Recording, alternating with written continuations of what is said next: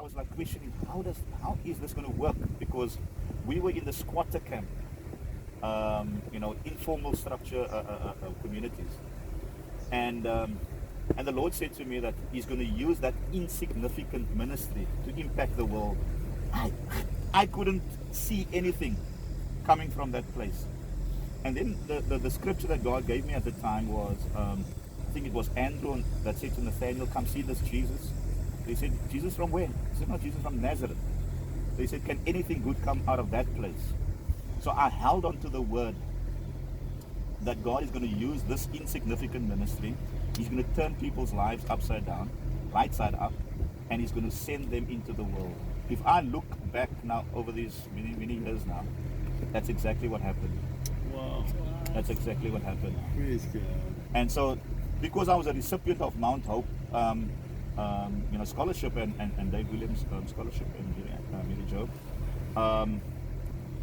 I saw the connection of Mount Hope and the Lord speaking to me, becoming a beacon of hope. And in Cape Town, we have this mountain, Table Mountain. And during those early years before GPS and satellite was there, the ships used to pass by. And when they saw the mountain, that was like a beacon of hope, there must be land there. And so then we changed the name to Mount Hope.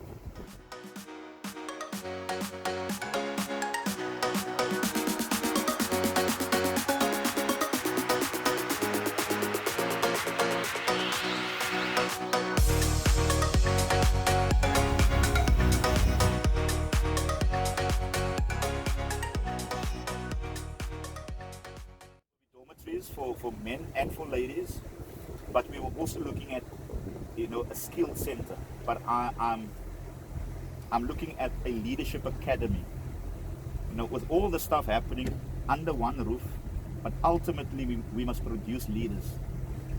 So they stay in the building for 6 months, and when they come to the end of the 6 months, they need to draw up an action plan for their lives. We want them to be accountable, to work the plan when they leave.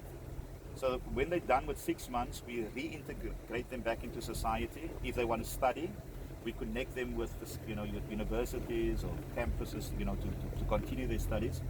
If they're looking for a job, we look for jobs for them.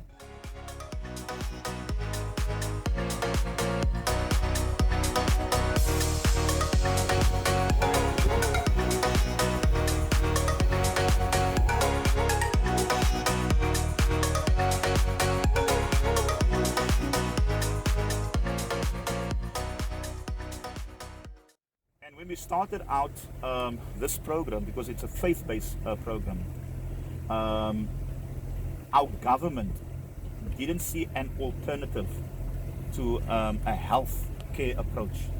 So the medical approach was the only approach that our government supported and believed in.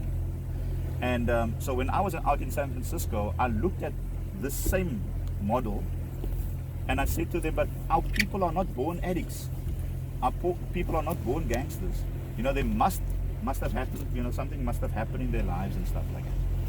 And so when I came to our government with a faith-based approach, they said it's not scientifically proven that it works.